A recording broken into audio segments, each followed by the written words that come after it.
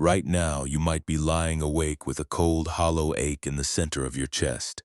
You feel a profound, heavy sense of separation, as if an invisible wall of thick glass has been lowered between you and the rest of the human world. Your mind is quietly replaying moments where you felt fundamentally misunderstood, completely invisible, or entirely left behind by a fast-moving society. You look at the lives of others and believe that everyone else belongs within a warm circle of connection, while you are doomed to remain a detached observer on the frozen outside. This specific flavor of loneliness feels terminal, a deep existential chill that makes you question your very place in the fabric of reality. You are overthinking your isolation, wondering if there is an intrinsic flaw within your spirit that keeps you perpetually cast out from love. Let us notice the actual texture of the environment surrounding your body in this room tonight. The air carries a crisp, dry mineral coolness, smelling faintly of ancient stone and parched earth. Your limbs rest heavily on sheets that feel like coarse, thick-woven flax, a dense and grounding material that requires no performance from your tired muscles. A single dim amber shadow plays across the ceiling, cast by a faint light that mimics the soft glow of a solitary oil lamp. Outside the window, a low midnight wind passes cleanly through empty stone archways in the valley, creating a steady, rhythmic sigh that contains no judgment and demands no response. The modern world has retreated into the fog, leaving you here in this absolute stillness where you do not need to defend your existence to anyone. Tonight, we are offering your weary heart a very gentle and quiet promise. You are not a broken entity because you feel completely alone in the dark. This hollow space in your chest is not a sign of personal failure, and it is not a punishment for your past choices. Nothing will be aggressively forced upon you during these quiet hours. We are not going to pressure you to fix your isolation before the morning, and we are not going to force your mind to manufacture a false state of belonging. We are simply going to allow the frantic, defensive machinery of your thoughts to step out of the wind, giving your spirit a safe, unyielding sanctuary to rest exactly as you are. Imagine a lonely traveler who has wandered deep inside a glittering subterranean salt cavern. The air is freezing, and the floor is covered in a brittle, crunching crust of white mineral crystals. The traveler feels a sudden wave of deep isolation, and out of pure instinct he lets out a quiet, trembling sigh of sorrow. But he does not realize the psychological trap of the cavern. The walls of the cave are made of hard, flawlessly reflective salt crystals, acting like thousands of microscopic mirrors for sound. That single, gentle sigh strikes the rigid mineral walls and bounces back. It multiplies, amplifies, and echoes through the dark chambers, turning a quiet moment of solitude into a deafening, terrifying roar of absolute loneliness. The traveler panics, believing the cave is full of hostile monsters, when he is actually just drowning in the magnified echo of his own voice. Dear friend, your current existential loneliness is exactly like that subterranean salt cave. Your deep pain does not come from the simple reality of being alone tonight. A surprising insight of the Buddha reminds us that our true suffering is constructed when the mind panics against the natural space of life. You feel a moment of quiet solitude, and your intellect immediately builds hard, crystalline walls of self-judgment around it. You tell yourself that your loneliness is permanent, that you are uniquely defective, and that you will never find your home. You scream your fears into the void, and then you lie awake trembling at the terrifying echo of your own thoughts. Loneliness is not a barren emptiness that needs to be filled with noise. It is fear pretending to protect you from the wide architecture of your true nature. Take a slow, effortless breath into the lower spaces of your stomach. Let the cool mineral air fill your lungs completely, without trying to force your chest into a perfect state of expansion. Just feel the simple, physical rise of your body, and then let the breath release slowly through your lips, like a quiet current entering the room. There is no social circle you need to impress tonight, and there is no conversation you need to salvage at midnight. If your throat feels dry and tight, allow it to be dry. You do not need to alter your physical sensations to be worthy of this quiet shelter. You are permitted to exist here as an uncarved stone, completely separate from the frantic demands of the social marketplace. Maybe you have carried this feeling of exclusion since your earliest childhood years. You might have learned to put on a bright, energetic performance during the day, smiling warmly while your internal chambers felt completely frozen. We tell ourselves that we must hide our vulnerability, believing that if people see our loneliness, they will reject us even faster. We treat our desire for connection as a weakness, trying to cure our isolation by constantly checking our silent devices for reassurance. But this hypervigilance has only made the crystalline walls of your mind more rigid. It has turned your quiet room into a hall of mirrors, where every thought reminds you of what you lack. In a moment, this story will show us something even quieter about the nature of this empty space. We will journey to an abandoned stone pavilion overlooking a misty mountain gorge to meet a young woman who had to face the ultimate silence. We will find out how a soul can stop shouting into the canyon to prove it exists. But before we travel up that winding mountain path, let us give your tight jaw a chance to soften. You are safe enough to suspend the emergency of your isolation for the evening. The need to belong can wait in the darkness, and the fear of being forgotten can remain unresolved. Let us leave the deafening echoes of the salt cave behind, and allow your body to sink into the wide, supportive space of the night. Think of how much energy it takes to defend yourself against the illusion of permanent separation every day. One thought tells you that you are fundamentally different from everyone else, and another thought arrives to convince you that you are entirely forgotten. A third thought warns you that your loneliness will last forever, and soon your entire chest is filled with a sharp, suffocating pressure. This is the pattern of mental resistance that strips away your vitality. You are treating a temporary season of solitude as if it were a permanent sentence of exile. You do not have to settle the metrics of your relationships tonight. You only need to stop feeding the echoes with your panic. Every time you refuse to answer an anxious prediction about your loneliness, you are choosing your own well-being. Every time you allow your heart to be empty without trying to artificially fill it with distractions, you are practicing profound wisdom. This is a quiet rebellion against the frantic noise of the modern world. Your fear always insists that you must find a connection right now, or you will disappear from reality completely. But the night is built for non-seeking. The night is an unconditioned sanctuary where the demand for social validation is entirely canceled. As you lie here, imagine the midnight wind moving through the empty stone archways in the valley outside. The stone does not cry out because it is empty, and the wind does not apologize for passing through the spaces alone. They simply meet one another in the darkness, moving through a natural cycle of presence and absence without a single ounce of judgment. You can do the exact same thing with your awareness right now. You can let the natural gravity of sleep pull you downward, away from the loud echoes of your self-criticism, and into the cool, spacious depths of pure, unbothered existence. Allow your physical form to sink a fraction deeper into the flaxen bedding. You are fully supported by an ancient, stable foundation that has held 1,000 lonely travelers before you, and you do not need to hold your breath rigid anymore. Let the frantic scenarios circle your mind if they must, but do not swim out to meet them. Let them spend their own volatile energy against the walls of the room while you rest safely in the quiet core below. We are moving toward a place of deeper understanding, step by step, breath by breath. Let the dark valley of the night hold your emotional fatigue, while we prepare our hearts to receive the lesson of the silent stone. To find the place where the heavy echoes of our isolation truly begin, we must follow a trail made of cold slate.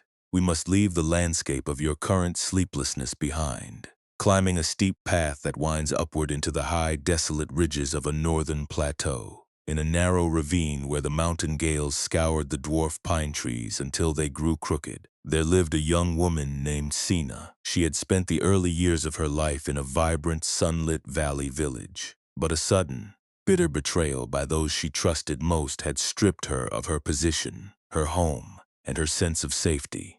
The community that once felt like a protective circle had cast her out into the cold, leaving her with a profound, stinging wound of exclusion. She left the valley with a heart that had grown completely rigid, wrapped in a dense shroud of existential loneliness. Sina believed that she was intrinsically different from the rest of humanity. She carried a heavy conviction that she was completely unseen, fundamentally unloved, and entirely forgotten by the world. This belief did not remain a quiet sadness. It turned into an active, burning desperation. She felt an intense, driving need to force the world to acknowledge her existence. She wanted to scream her name into the empty sky until the universe was forced to answer her. Her mind became a highly volatile chamber of grievance, replaying the harsh words of her betrayers over and over during the long nights. She moved through the high plateaus like a ghost, her teeth chattering from an internal frost that no blanket could ever soothe. She was constantly searching for a sign, a confirmation, or a sudden realization that would prove she was not entirely separate from life. At the very top of the windswept ravine, where the gray cliffs formed a sharp V-shape against the pale sky, sat an abandoned stone pavilion.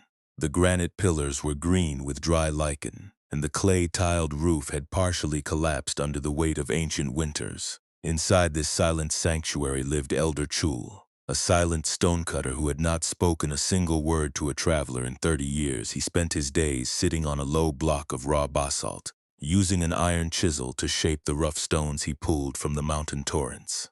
He did not build houses, and he did not carve statues for the local shrines. He simply studied the natural grain of the rocks, splitting them open with a single, precise blow of his wooden mallet to reveal the hidden mineral patterns within. He lived in absolute solitude, completely unbothered by the silence of the gorge. Suspended from the central cedar beam of the old pavilion hung a massive bronze sounding plate. It was a vast, circular sheet of dark metal, as wide as a wagon wheel, pitted with decades of exposure to the bitter mountain salt air. In ancient times, the temple guardians would strike this plate to warn the valley of coming storms, or to signal the hour of midnight meditation. Now it hung completely dead and motionless, a heavy shield of cold bronze that had forgotten its own voice. Resting on a rough block of granite beneath the plate lay a single physical object, a dense, unbent iron rod.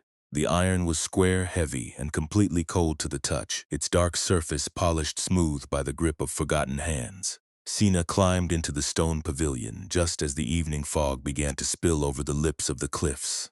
Her breathing was shallow, her hands were trembling, and her chest felt like a hollow cave of ice. She stood before Elder Chul, her eyes flashing with a wild, desperate energy.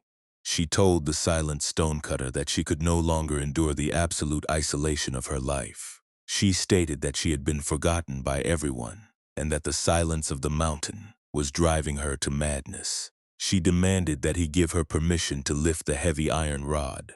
She wanted to strike the bronze sounding plate with all her remaining strength, believing that if she could make a sound loud enough to shatter the quiet of the canyon, she would finally prove that she was real. She thought an enormous echo from the world would cure her loneliness. Elder Chul did not look up from his work. He did not offer her a single gesture of comfort, and he did not try to explain the vanity of her desire. He simply laid his iron chisel down on the basalt block, took a slow breath through his nose, and pointed his rough hand toward the heavy iron rod resting on the granite plinth. His sightless, calm acceptance was an implicit permission. Sina stepped forward, her knees shaking with exhaustion. She reached out and wrapped both of her cold hands around the square iron rod. The heavy metal felt incredibly dense, a stubborn anchor that sent a fresh shiver of frost straight up her arms. She lifted the rod with a great straining effort, her knuckles turning completely white against the dark iron. She stood before the massive bronze sounding plate, bracing her feet against the crunching gravel of the pavilion floor. She took a deep, frantic breath, swung her arms back, and struck the center of the bronze disc with every ounce of her anger, her grief, and her terminal loneliness. The impact was immense. A sharp, piercing metallic clang erupted from the bronze plate, a sound so loud it vibrated through the stone pillars and shook the dust from the tile roof. The sheer volume of the strike made Sina's ears ring with a deafening pressure. She stepped back, her heart hammering against her ribs, her face turned toward the wide, misty gorge. She waited with an agonizing intensity for the echo to return. She expected the distant granite cliffs to catch the sound, throwing it back across the canyon in a series of magnificent, multiplying waves that would fill her empty heart. She wanted the mountains to shout back at her, confirming that her voice had reached the other side of the void. But the mountain gorge did not answer. The cold, thick gray fog was rolling heavily through the ravine, acting like a vast, soundproof wall of wet wool. The dense mist swallowed the metallic strike instantly, absorbing the vibration before it could even reach the middle of the canyon. The sound did not bounce, it did not multiply, and it did not return. There was a single brief moment of violent noise, and then an even deeper, more absolute silence fell over the stone pavilion. The canyon remained completely indifferent to her presence. The void was entirely empty of echoes. Sina felt a sudden, devastating wave of white-hot frustration. She lifted the heavy iron rod a second time, her muscles screaming with fatigue. She struck the bronze plate again, and then again, launching a frantic, furious assault against the metal. The pavilion was filled with a chaotic, rhythmic clanging, a desperate storm of noise that she threw into the darkness. Yet, every single strike was met with the exact same result. The metallic ring would leap from the bronze, and then it would immediately die in the thick gray fog, leaving the empty air completely unbothered. She was exhausting her remaining life force, trying to force a dead piece of metal to buy her a sense of connection from an empty valley. Finally, her strength failed completely. The heavy iron rod slipped from her blistered fingers, clattering loudly against the granite floorboards before rolling into the dark gravel. Sina fell to her knees before the silent bronze plate, her breath coming in ragged, painful gasps, her tears falling onto the cold stone. She wept with a deep, shattering intensity, her shoulders shaking in the freezing mountain air. She felt more completely alone in that moment than she ever had in her entire life. Her desperate attempt to conquer the silence through noise had only exposed the true depth of her isolation. As she lay there on the damp gravel, a profound moment of emotional recognition washed through her chest. She looked up at the massive bronze plate, which was still swaying slightly on its cedar beam, but making no sound at all. She realized that her entire journey had been a flight from her own internal quiet. She had been treating the silence of her life as a hostile monster that had to be defeated through a constant exhibition of willpower. She saw that her frantic grievance, her endless replaying of her betrayal, and her desperate need for validation were nothing but iron rods she was using to strike a cold, indifferent world. In a moment, this story will show us something even quieter about the way our spirits discover their true home. But as Sina sat in the heavy mountain fog, her hands empty, she began to realize that the silence was not her executioner. It was simply the reality she had spent her whole life trying to outrun.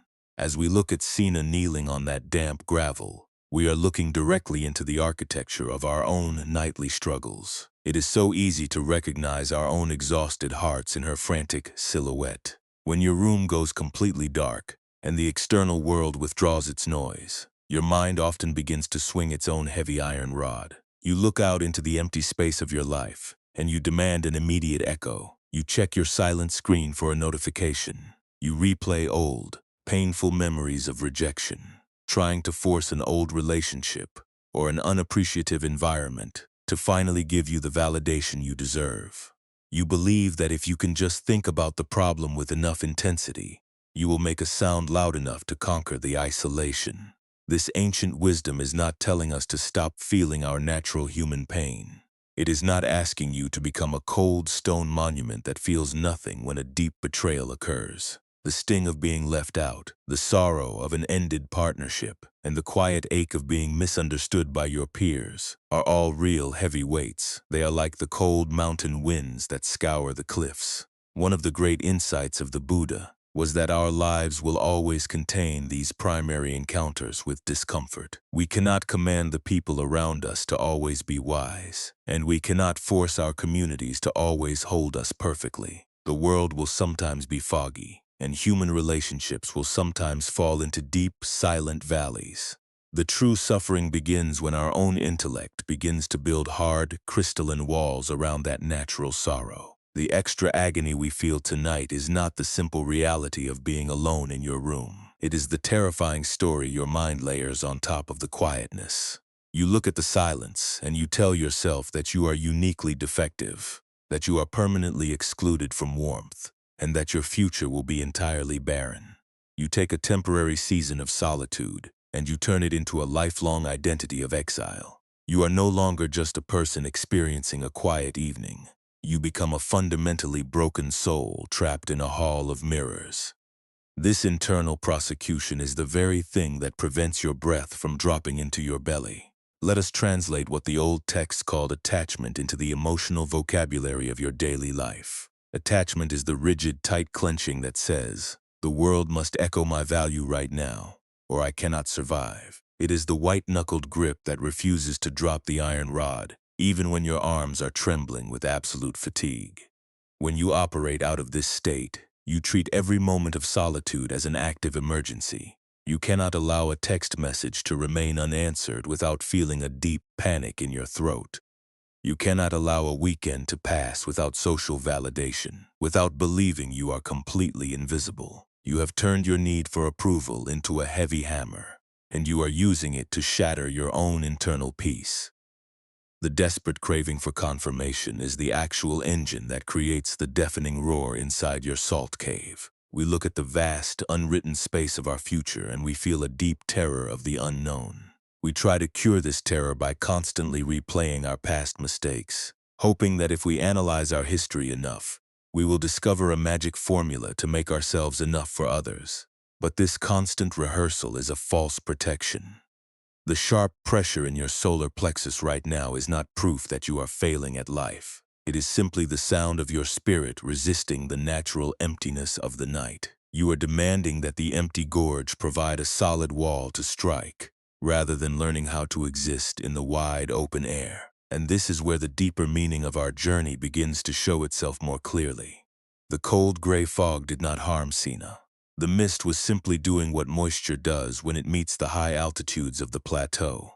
It was soft, it was receptive, and it was completely peaceful.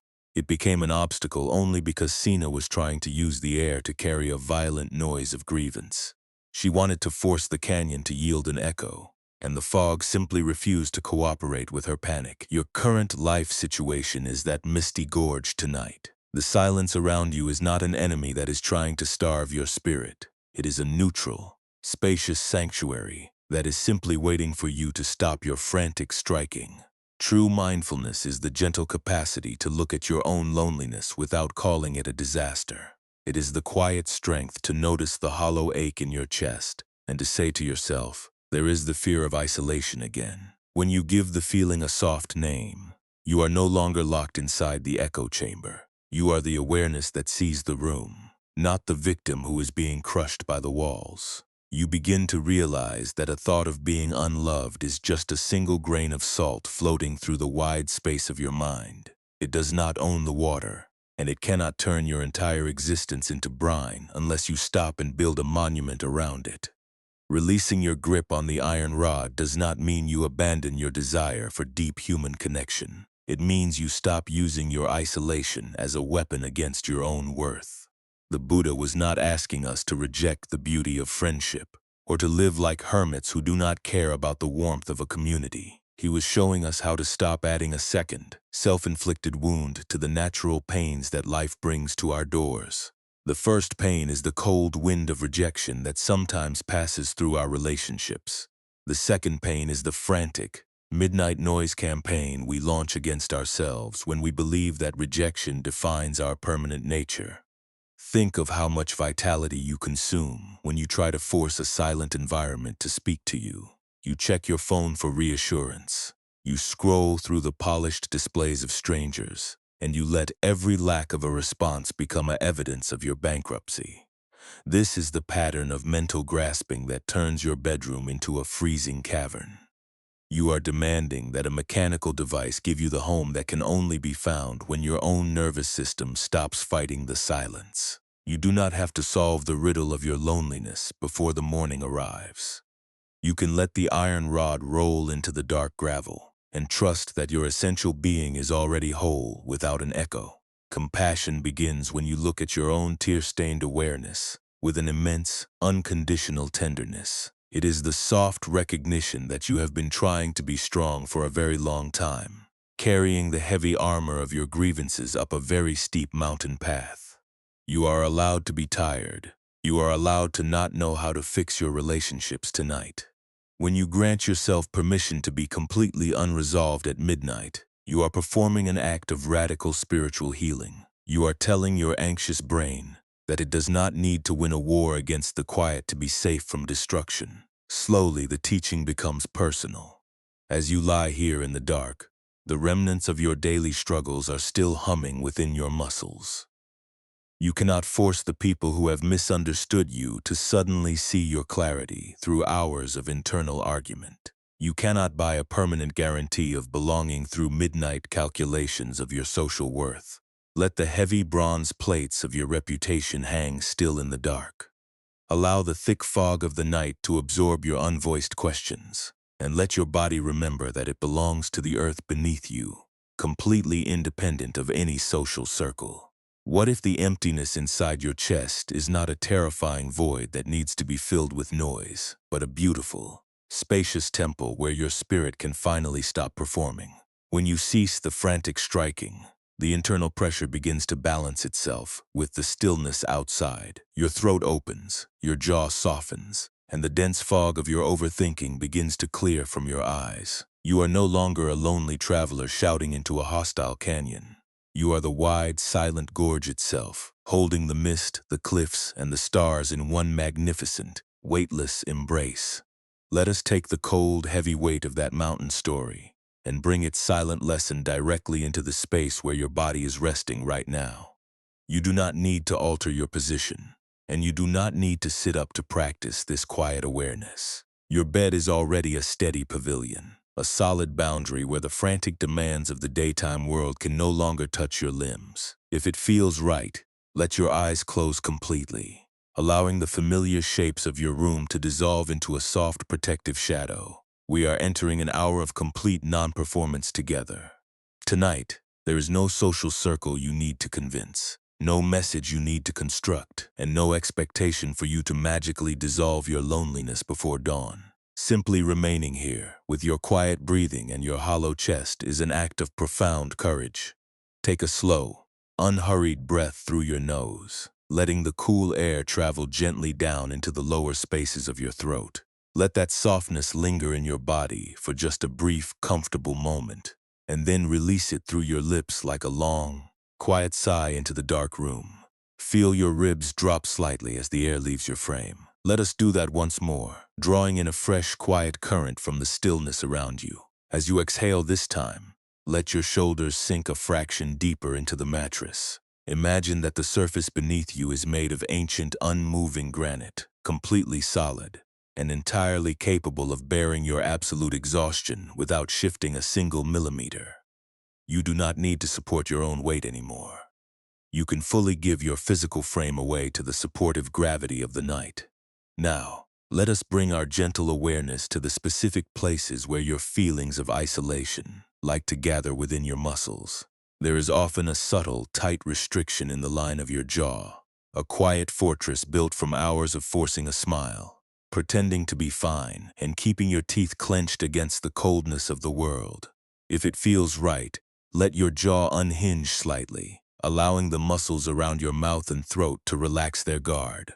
Move your attention down to your solar plexus, to that hollow, cold cave in the center of your chest that has felt compressed by the sharp sting of loneliness. See if you can allow that space to widen just a tiny bit on your next inhalation.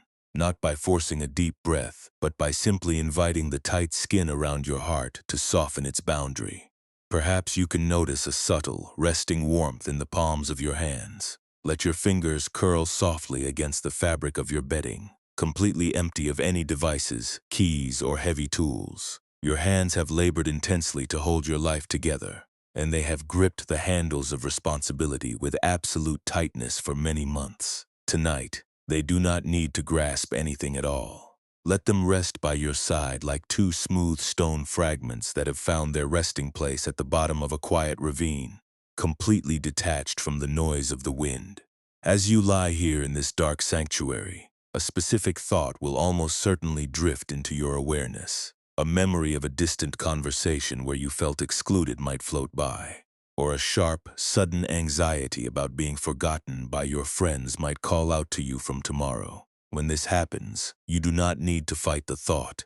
There is no need to push the sadness away with an aggressive mental hand, and you do not need to judge your heart for being restless. Instead, let us change our relationship to these internal visitors. If a wave of loneliness arises, look at its shape with great gentleness and give it a simple, quiet name. You might silently say to yourself, there is the urge to seek an echo, or there is the pattern of feeling cast out. By naming the pattern, you are stepping back onto the stone plinth. You are watching the gray mist move through the canyon without jumping off the cliff. Let us bring our main practice image into our internal focus now. Imagine you are standing quietly in that high stone pavilion, but the wind has completely died down. The air is cool, crisp, and remarkably still. Suspended before you is the massive bronze sounding plate of your own mind, representing all the grievances, the replayed betrayals, and the heavy memories you have been carrying for years. In your hands, you are holding that square iron rod of your own overthinking. Feel the cold, heavy texture of the iron against your palms. For months, you have been swinging this heavy rod with white knuckles, striking the bronze over and over, desperately demanding that the world echo your worth, your safety, and your belonging. You are deeply tired from the noise. If it feels right, imagine your fingers gently opening their grip on that dark iron rod. You are not throwing it down in anger, and you are not punishing yourself for holding it. You are simply relaxing your palms. Watch what happens in the quiet space of your awareness when you stop clenching the metal. The heavy iron rod slips easily from your hands, dropping into the soft gray moss beneath your feet without making a single sound. It rests there in the grass, losing its coldness, slowly reclaiming the neutral temperature of the earth. The heavy tool of your panic is gone. Now, notice the transformation of the scene before you. Without that iron rod in your hands, you can turn your face toward the wide, open gorge. The thick gray fog is still rolling through the ravine, soft, silent, and vast. Look at that deep emptiness stretching out into the dark night. For a long time, your mind has terrified you by calling this emptiness loneliness. It has told you that the silence is a barren void that will swallow your life. But as you stand here empty-handed, look at the mist with a softer heart. The emptiness is not a lack of love. It is simply a vast space that requires absolutely nothing from you. Imagine that the sharp, cold ache inside your chest is transforming into a single pale grain of mountain rock salt. It separates from your ribs, resting lightly in the open space of your heart. It carries the jagged edges of your replayed mistakes and your fear of being left behind. You do not need to sculpt it, and you do not need to force it to disappear. Simply watch what happens when you let it sit in the warm, quiet current of your breath. On every gentle exhalation, the sharp, crystalline edges of that salt grain begin to soften. It slowly loses its hard boundary, melting beautifully and quietly into the wide, fluid spaciousness of your awareness. The salt dissolves into the water, and the water becomes completely still. Perhaps another anxious thought appears, reminding you of a person whose approval you are still desperately craving. You recognize the thought, you give it a soft name, and you let your fingers remain open. You watch the worry dissolve into the mist, while your chest releases another layer of its old constriction. Soon, the entire canyon of your mind is filled with a beautiful, silent spaciousness, where the emptiness is no longer a hostile vacuum, but a vast, accommodating home that holds all things without a single condition. In a moment, Sina's journey will show us an even deeper way to integrate this quiet buoyancy. But right now, notice how much less energy it takes to drop the iron rod than to strike the bronze disc. You are practicing the holy art of non-resistance. You are reminding your tired nervous system that safety is not found in the loudness of your echo, but in your capacity to rest within the wide silence of existence. There is no need to force this meditation to be perfect tonight. If your thoughts pull you back into a loop of worry, that is completely natural for a heart that has been hurt. As soon as you notice that you are clutching the iron rod again, gently, without a single shred of self-blame, relax your palms and return to the image of the silent fog. Feel the slow, organic rise and fall of your chest as you rest in this dark room. Each inhalation is like a cool, healing mist entering your lungs. Each exhalation is a release of the pressure to prove your worth to the world. The universe knows how to hold you without your constant shouting. Your heart knows how to beat, and your cells know how to repair themselves without your frantic calculations. You can retire from your position as the defender of your reputation for the remaining hours of the night. There is no need to repair your entire social circle before the sun rises. Even allowing a single painful memory to rest in the moss is a profound victory for your spirit. You are retraining your body to remember that you are not an isolated fragment cast out from reality. You are the very space in which reality moves. Let the heavy iron rods fall wherever they must. Let the earth hold the weight. Let the fog hold your sorrow. And let your quiet awareness sink into the vast, unbothered stillness that has been waiting to cradle your soul since the day began. The cold gravel of the old pavilion floor gradually grew familiar to Sina as the autumn weeks turned into the deep freeze of early winter. She did not leave the high ravine, and she did not return to the valley village where her old life had been shattered. Instead, she chose to stay in the ruined shelter, sleeping on a basic mat of dry pine needles in the corner of the stone pavilion. She remained deeply silent, her heart still carrying a heavy, numb weight of profound isolation. She helped Elder Chul with the heavy labor of the workshop, hauling chunks of raw basalt from the dry riverbeds and clearing the mountain shale from his paths. Yet, her internal habits had not truly changed. She had stopped striking the massive bronze sounding plate, but she was still striking herself with her thoughts. She spent her lonely evenings replaying her past betrayers, building a hard fortress of self-pity around her solitary existence. One evening, a severe blizzard swept across the high plateau, burying the dwarf pines under a thick sheet of ice. The wind howled through the granite pillars, threatening to rip the remaining clay tiles from the pavilion roof. Sina sat near the small charcoal brazier, her hands wrapped tightly around her knees, her teeth chattering from the bitter cold. The mountain fog had entered the room, settling on her skin like fine freezing needles. She felt a sudden, terrifying surge of her old existential panic. The isolation felt like a solid iron wall closing in on her chest, suffocating her ability to breathe. She looked at Elder Chul, who was sitting quietly on his basalt block, entirely undisturbed by the roaring storm outside. His peaceful immunity to the loneliness made her feel even more cast out, an invisible ghost trapped in a frozen world. Elder Chul stood up slowly from his work, his old joints popping softly in the quiet intervals of the gale. He walked to the back of the pavilion, where a small thermal spring trickled out from a narrow fissure in the mountain granite. He filled a wide, shallow wooden basin with the steaming water, carrying it carefully back to the center of the room. The air immediately smelled of deep minerals and warm earth, cutting through the freezing scent of the storm. He placed the wooden basin on the floor between them, the surface of the water perfectly dark and still. Then he reached into the pocket of his coarse wool robe and pulled out a single concrete object. He placed it gently into Sina's cold palms, his rough skin touching her fingers for just a brief, unhurried second. Sina looked down, her hands registering a sharp, jagged texture. It was a large, raw lump of pink mountain rock salt, about the size of a wild plum. The crystal was heavy and dense, its surface covered in sharp, crystalline lattices that pricked her sensitive skin. It had been mined from the deep subterranean veins beneath the plateau, preserved in the frozen earth for centuries. It was completely distinct, completely solid, and isolated from everything around it. Sina looked at the jagged stone, expecting the old man to hand her an iron chisel. She believed he wanted her to carve the salt into a beautiful shape, or perhaps use it to scrape the rust from the bronze sounding plate. Her mind immediately began to plan a design, searching for a task to prove her worth to the silent master. Elder Chul did not give her a tool, and he did not give her an instruction. He simply reached out his hand, took her wrist, and gently guided her palms down toward the surface of the wooden basin. He did not force her hand into the water. He simply held his fingers beneath her wrist, waiting for her to make her own choice. Sina hesitated, her breath caught in her throat.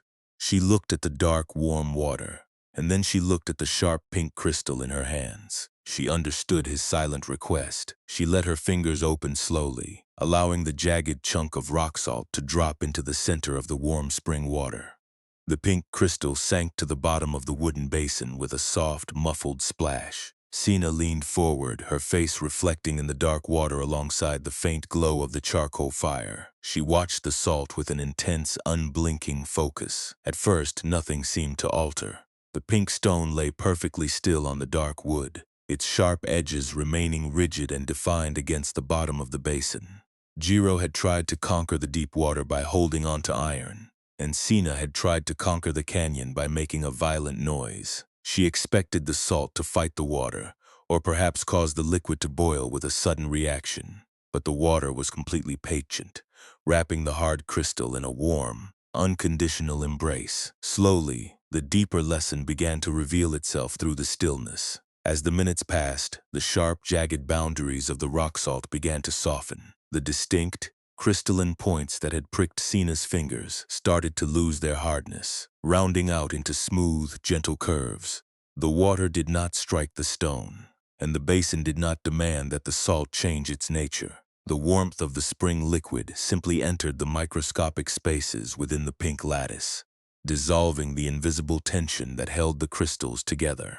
Tiny, silver streams of liquid salt began to ripple through the water, turning the dark surface into a fluid, shimmering tapestry of pale pink light. Sina watched the process with a sudden profound quickness in her heart. She saw that the rock salt was not being destroyed, and it was not being punished by the basin. It was simply relinquishing its hard boundary. The solid stone was gradually becoming the very water that held it. Within an hour, the jagged piece of rock salt had completely vanished from the bottom of the wooden basin. The wood was empty, yet the water was entirely transformed. The liquid was now infused with the essence of the mountain salt, carrying its ancient minerals in every single drop. The stone had not disappeared into nothingness. It had discovered a vast, limitless existence by allowing its rigid walls to dissolve. A profound shock of absolute understanding passed through Sina's chest as she stared into the clear, salted water. She looked at her own empty palms, which were still carrying the dry, white dust of the raw crystal. She realized that she had been living her entire life exactly like that jagged lump of rock salt. Her deep betrayal in the valley had made her spirit rigid. She had built a hard, crystalline identity around her loneliness, turning her exclusion into a sharp monument that she carried through the world. She had believed that she could only connect with others by crashing against them, like the iron rod striking the bronze plate, trying to force an echo from an indifferent environment. But things do not discover their true home by breaking one another. True connection occurs when we allow our rigid walls to soften, melting into the wide, fluid current of life that surrounds us. What happened next was not a sudden, magical transformation into a perfect saint. Sina did not instantly forget her betrayal, and she did not burst into joyful song. Her alignment with wisdom was much smaller, much quieter, and entirely contained within her next physical movement. She looked up from the wooden basin, her eyes meeting the sightless, calm face of Elder Chul. For months, she had viewed his silence as a cold wall of rejection. But now she saw his silence as a wide, warm ocean that had been holding her fatigue without a single demand. She took a long, quiet breath through her nose, letting her tight shoulders drop completely away from her ears. She performed a simple, compassionate action of discipline. Instead of retreating back to her dark corner to replay her grievances, she reached down and took the wooden basin in her arms. The water was warm against her skin, carrying the rich mineral weight of the dissolved mountain. She carried the basin out to the edge of the stone pavilion, stepping directly into the falling snow. She did not shout into the storm, and she did not look for an echo from the cliffs. She simply tilted the wood, allowing the warm, salted liquid to pour out over the frozen slate, watching it join the drifting snow and the frozen mountain streams below. She was returning the salt to the earth, allowing her own rigid history to dissolve into the vast landscape of the night. She walked back into the pavilion, her steps light and deliberate on the gravel floor. She did not pick up the iron rod, and she did not ask El Chul for a path to her future. She simply sat down on the low driftwood bench near the brazier, her hands resting open on her knees, completely empty of tools. She was willing to sit with the absolute uncertainty of the winter night without needing an immediate answer. She had stopped treating her lonely thoughts as the absolute truth of her destiny. In a moment, This transformation will show us something even deeper about your own sleeplessness tonight. But as Sina watched the orange embers fade into the gray ash, she knew she was no longer a fragment cast out from reality. She was the very salt of the mountain, perfectly at home in the silent dark. The fading amber embers in that small charcoal brazier left a deep stillness in their wake. When we contemplate Sina sitting quietly in the winter cold, we are witnessing a profound dismantling of a human defensive system. She did not find a magical remedy to erase her past. She did not receive an absolute assurance that the villagers would welcome her back into the valley. Her true awakening lived completely inside the quiet decision to stop fighting the emptiness of her night. She allowed her internal architecture to match the spaciousness of the mountain gorge. Let us explore the intricate psychological terrain where your own midnight isolation continues to gather its strength. Your mind has operated for years under the conviction that your loneliness is a dangerous vacuum. You believe that if you do not constantly work to fill this space, you will disappear from reality completely. This fear drives an intense habit of internal tracking. You replay your past interactions, examining every sentence you spoke for signs of awkwardness or error. You try to anticipate future social failures, trying to prepare your heart for the next cold wave of rejection. This constant rehearsal is born from a desire for safety, yet it keeps your nervous system in a state of perpetual emergency. This habit of turning your isolation into a permanent identity is what truly depletes your vitality tonight. When a relationship fades or an environment leaves you behind, the mind does not merely feel the quiet sorrow of loss. It immediately uses shame to construct a heavy narrative around the event. You tell yourself that you are uniquely unlovable, a perpetual outsider who is destined to watch the warmth of the world through a window pane. You begin to wear your loneliness like a heavy wool shroud, letting it dictate how you breathe and how you view your future. You are trying to correct your vulnerability by punishing your own heart, hoping that self-reproach will somehow make you acceptable to others. An extraordinary insight of the Buddha helps us unburden our spirits by showing us the true anatomy of our inner suffering. Life will always bring us instances of natural coldness and uninvited separation. A friendship may dissolve without an explanation. A workplace may treat you like an anonymous number, or a deep betrayal may shatter your trust in human warmth. These occurrences are the raw, unmapped weather of human existence. They are heavy, they are painful, and they are completely beyond your personal capacity to control. You cannot command the people around us to always notice your value, and you cannot force the world to be a reliable shelter. This initial sting is simply the price of having a soft heart in a changing universe. Our real torment is constructed when the mind refuses to allow this initial sting to exist in its natural state. We layer an immense amount of resistance, judgment, and emotional panic onto the original wound. To understand this difference clearly, imagine an ancient stone courtyard that experiences a sudden deep fracture in its pavement during a severe winter frost. The narrow fissure in the stone is the first pain. It is quiet, it is raw, and it is simply an inevitable result of the freezing weather. The second pain is the panic caretaker, who looks at the dark crack and feels an overwhelming sense of shame. He believes the fracture proves the entire temple is ruined and defective. Instead of letting the stone rest in the winter air, he frantically runs to the furnace, brings back a container of boiling oil, and pours it directly into the open fissure. The blistering oil does not mend the stone. It scalds his own hands, fills the courtyard with black smoke, and turns a simple line in the floor into a dangerous burning hazard. The caretaker is suffering intensely, not because the stone split, but because his desperate attempt to hide the emptiness has created a fresh catastrophe. Slowly, the teaching becomes personal. When you lie awake at midnight replaying your isolation, you are pouring that boiling oil into the fractures of your own life. The quietness of your room is simply the split stone. The extra suffering is the burning anxiety you create when you insist that the crack must be sealed immediately. You are demanding that your life show no empty spaces before you allow your nervous system to rest. You believe that if you stop analyzing your loneliness for even an hour, the fracture will widen and destroy your entire world. But your spirit is not ruined by an empty space. It is exhausted by the frantic labor of your resistance. What the old masters called emptiness is not a terrifying black hole that is trying to consume your value. In the emotional landscape of your modern life, emptiness is actually a state of formless freedom. It is the realization that your identity is not a rigid, unchangeable monument that can be permanently broken by a social rejection. You are a vast, fluid stream of awareness that is completely separate from the labels that others place upon your name. Because your true nature is as wide as the mountain gorge, a temporary season of isolation cannot diminish your fundamental worth. The loneliness is merely a passing winter storm moving through your sky. It does not own the sun, and it cannot freeze the earth beneath your heart unless you cooperate with its coldness. Peace arrives when you change your entire relationship with the silent intervals of your life. When a cold thought of panic enters your mind tonight, telling you that you are entirely alone in the void, you do not have to lift the iron rod to fight it.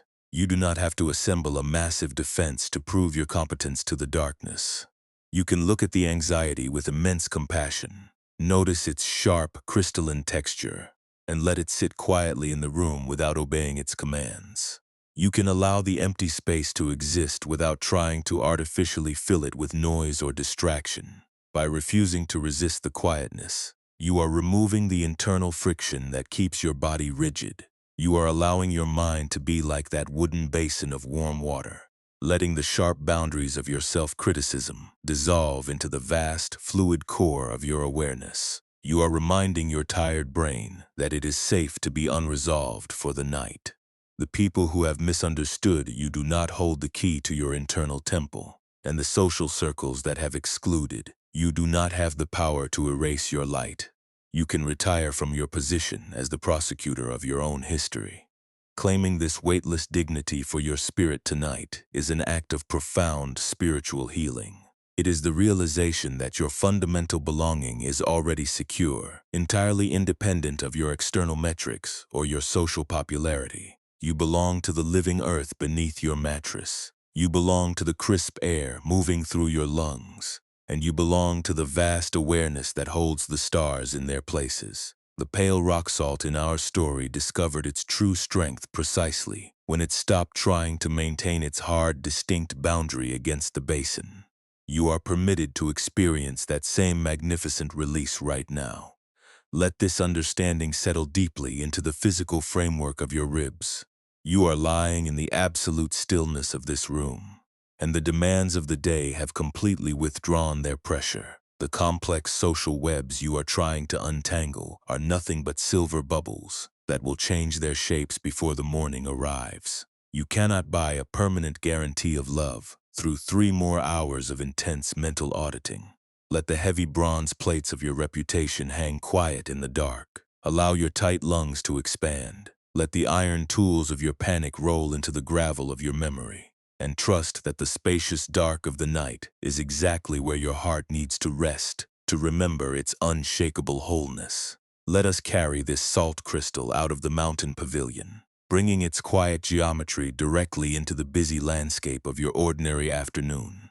You do not live in a ruined stone shelter on a remote northern ridge, and your hands are not covered in the gray dust of split basalt. You live in a world of pavement, glass, notifications, and rapidly shifting social expectations. The high plateau where your spirit encounters its deepest isolation is located right in the middle of a crowded city street, a family gathering, or a quiet office cubicle. The modern winds that attempt to turn your heart into a rigid fortress are often completely silent, known only to you as you navigate your daily routines. Consider the immense emotional friction you experience when you check your device for a message that has not arrived.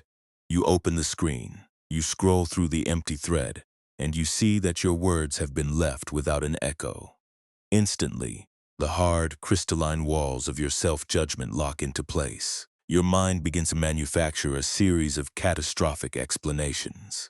It tells you that you are being intentionally excluded, that you have spoken incorrectly, or that you simply do not matter to the person on the other side of the digital void. In that single moment of panic, you are repeating Cena's old mistake on the stone jetty. You are lifting a heavy iron rod of overthinking, swinging it with all your might, and demanding that a small glass screen give you a validation that it does not possess. Maybe you know the specific exhaustion of standing in a crowded room while feeling like a complete ghost. You pour tea, you change your facial expression to appear happy, and you participate in the light chatter of your colleagues or your relatives. You tell jokes and you nod your head, yet your internal space feels as freezing as a subterranean cave. You are putting on an energetic performance to hide the vast, hollow ache in your chest. You believe that if you allow your true fatigue to become visible, the people around you will turn away from your vulnerability even faster. You are forcing yourself to remain perfectly rigid, treating your natural need for quietude as a dangerous defect that must be buried under a layer of false enthusiasm. This constant performance is fueled by a subtle, ongoing comparison that strips away your peace. You look at the curated sunlit displays of other people's lives, and you instantly assume they possess a secret key to belonging that you were never given. Your mind whispers that you are lagging far behind the rest of the human circle. It tells you that your life is uniquely empty, and that your solitude is a permanent exile from joy. This harsh internal tracking turns your quiet moments into a severe punishment. When you find yourself alone on a Friday evening, you do not see a peaceful harbor. You see a terrifying proof of your own unworthiness, and you begin to strike your own spirit with the memories of everyone who ever walked away from your life. Now let this wisdom touch the small, physical details of your morning routine. True inner freedom does not require you to isolate yourself from society, or to view your relationships with cold indifference. It begins in the very brief interval between an event and your reaction to it. It is practiced when you feel the sudden sting of a critical comment, and instead of instantly launching an internal noise campaign to defend your worth, you choose to wait. You take one slow, unhurried breath before you allow your voice to speak. You feel the sharp, cold contraction in your throat, and you simply let it be there without trying to fix it with an explanation. You are allowing the jagged crystal of the moment to rest in a wider space. This simple pause is a profound act of psychological discipline. In that small pocket of time, you are letting the iron handle of your grievance slip from your fingers. You are allowing the environment to remain completely unanswered without believing that your existence has vanished. When a thought enters your awareness, declaring that you are fundamentally not enough for the people you love, you can notice its shape without obeying its text. You can treat the worry as a raw lump of rock salt, letting it drop into the warm, fluid basin of your present breath.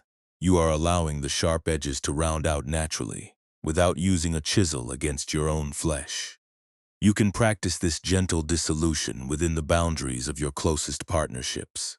When we care deeply about another human being, the fear of terminal isolation often makes us hold their attention with a suffocating tightness. We try to control their moods, predict their changes, and demand constant proof of their love to keep our own inner void from screaming. This desperate clench is the exact mechanism that introduces bitterness into our homes. When you remember the lesson of the salt, you learn how to love without transforming care into a weapon. You can offer your presence like a spacious pavilion, allowing the other person to move through their own fog without turning their silence into an emergency for your soul. You are also permitted to grant your tired frame a total exemption from social labor tonight. You do not need to earn your right to go quiet by completing a specific checklist of social achievements. Rest is not a medal that is awarded to you after you have secured the absolute approval of everyone in your valley. It is the fundamental, quiet ground that allows your heart to recover its natural warmth. When you choose to leave your phone in another room and allow your relationships to remain completely unmapped for the evening, you are choosing your own survival. You are trusting that the vast space of reality can hold your existence without your constant shouting. Look at your own body lying in the quiet of this room. You have been trying to conquer the silence of your life by making yourself incredibly dense, and it has left your spirit completely hollowed out. You cannot buy a permanent guarantee of love through 3 more hours of intense mental auditing in the dark. The people who have misunderstood your intentions do not hold the master key to your internal temple. Let the unvoiced arguments rest in the mist for now. Allow your tight solar plexus to widen. Let the iron tools of your self-criticism fall into the grass, and trust that you are already whole, right here in the dark, without a single echo to confirm your name. Think of how much lighter your tomorrow will be when you stop treating your solitude as a personal failure. An acquaintance will pass you without speaking, and you will choose to breathe rather than judge your own worth. A plan will change, leaving you with an empty afternoon, and you will meet the open space with a soft, receptive posture instead of a defensive panic. You will move through your neighborhood with a completely different quality of presence. Your jaw will be loose, your throat will be open, and your awareness will be anchored in the crisp reality of the present step. You will no longer be a lonely traveler drowning in the echo chamber of your fears, but a wide, spacious canyon that knows how to welcome the fog and the sunlight with the same unshakable peace. Let us bring this deep, weightless stability back into the immediate space of your bed. The modern marketplace has finally closed its gates for the night. The messages have stopped arriving. The social comparisons have gone quiet, and the bright screens have returned to their natural darkness. You have carried a very heavy piece of rock salt through a very turbulent day, and your heart is fully entitled to a complete cessation of effort. You do not have to be an interesting person, a reliable helper, or a successful companion in this silent hour. You can lay your heavy iron rods down in the gravel, allowing the thick, protective fog of the night to envelope your fatigue without demanding a single change in return. The high coastal ridges have completely surrendered to the deep shadows of the midnight hour. Outside the narrow cedar openings of the old stone pavilion, the freezing gale has finally spent its volatile energy. The roaring blizzard has slowly transformed into a silent, drifting snow. The large, soft flakes fall without a single sound through the dark. They are covering the jagged black gravel, smoothing the sharp edges of the basalt blocks, and sealing the entrance to the ravine in a thick layer of frost. The valley below has put out its last oil lamps. The village pathways are empty, the small stone houses are dark, and the entire plateau has accepted the quiet stillness of the season. Deep beneath the frozen crust of the earth, the subterranean salt caves hold a perfect, unmoving quiet. The mountain itself is completely at rest tonight. The upper winds have settled their disputes, leaving nothing but a soft mist that moves gracefully through the empty stone archways. The heavy iron rods rest motionless in the dark gravel, their metal frames cold, their surfaces no longer used to strike the silent bronze plates. Down in the valley, the old grievances and the memory of ancient betrayers rest silently in the deep snow. They are entirely claimed by the vastness of the landscape, no longer requiring your intellect to resolve their meaning. In the corner of the pavilion, the wooden basin remains perfectly still. The water has cooled, containing no more jagged stones and holding no more sharp crystalline boundaries. The rock salt has completely dissolved into the fluid space, allowing the silent dark to claim its minerals. Let your own physical form become one with this deep, weightless stillness. Your breath has slowed down to a quiet whisper. It is a soft, organic rising and falling in the darkness that requires no management from your thoughts. With each long, gentle exhalation, feel your limbs growing heavier. Imagine your muscles are dissolving directly into the dry, flaxen surface of your bedding. Your feet are completely still, empty of the day's frantic seeking. Your legs are heavy and warm, fully anchored by a stable foundation that does not require you to hold your guard. The lingering restriction in your lower back is melting away, releasing its final grip on the structural pressures of the world. You are permitted to let the armor fall away entirely. Your head rests heavily against the pillow. It is cradled by a quiet room that keeps no record of your failures and demands no performance before it agrees to shelter your frame. There is no social circle you need to audit in this hour, and there is no relationship you need to fix before the sun rises. The roles you have played today, the energetic displays you have maintained, and the fear of being left behind have all been left at the mountain gate. Your hands are completely empty, resting softly by your side like smooth basalt fragments that have found their home at the bottom of a quiet pool. They do not need to hold a single tool of defense tonight. You can fully give your weight away to the supportive gravity of the night. The frantic echoes that circled your mind during the day have finally run out of volume. They have dissolved back into the wide, quiet gorge of your awareness, leaving your chest feeling spacious, cool, and remarkably light. The fear of remaining a permanent outsider has lost its power in this room. The guilt of your exhaustion has washed away in the dark mist. You are not a defective soul simply because you have run out of words. You are the vast, accommodating canyon itself, a beautiful sanctuary of pure existence that remains entirely whole without a single response to confirm your value. You are safe enough to soften.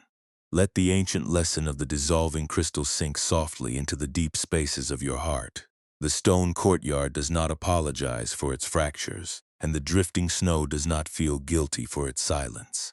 They know that the empty space of the night is not an adversary, but a necessary sanctuary where the spirit recovers its original peace. You do not need to earn your right to rest by securing the absolute approval of everyone in your valley. Rest is the fundamental ground from which your warmth returns. When you choose to leave your phone silent and allow your life to remain completely unwritten for the evening, you are practicing a radical form of wisdom. You are allowing your rigid boundaries to melt. Feel the slow, rhythmic expansion of your ribs as you drift into the current of deep sleep. There is no evaluation waiting for you in this dark hour, and there is no record being kept in the silence. The unmade choices, the unanswered messages, and the uncertain timelines of your future can all remain exactly as they are. They will wait quietly in the freezing fog of the ravine, and they will not grow heavier while you close your eyes. The night belongs to non-seeking, a holy harbor where the demand to prove your existence is entirely canceled. You have walked a very difficult path through the storm today, and your heart is fully entitled to this absolute cessation of labor. Your jawline is completely relaxed. Your throat is soft and wide. The skin around your eyes is as smooth as the uncarved river stones after the water has passed over them. You are no longer a lonely traveler trying to force a sound from a cold bronze plate, and you are no longer bracing your shoulders against the emptiness of the world. You have allowed the iron rod to slip from your fingers, letting the jagged thoughts dissolve into the warm water of your awareness, while your chest releases its final pressure in a single quiet sigh that vanishes into the night air. You are returning home to your own inner temple, a place that has never been touched by the replayed betrayals or the judgments of others. Allow yourself to drift away into the velvet thickness of this unconditional rest. The modern world outside your window will continue to move through its natural cycles without your supervision. The snow will fall all by itself, the wind will pass through the stone archways, and the morning will bring its own light when the earth is ready. You do not have to solve your whole life tonight, dear friend. You only need to let the quiet canyon of the night hold your fatigue, sinking down, breath by breath, shadow by shadow, into the vast unbothered stillness of the deep, unwritten dark. And if the profound belonging you have spent your whole life trying to force from the world was actually the very silence that has been holding your heart from the beginning,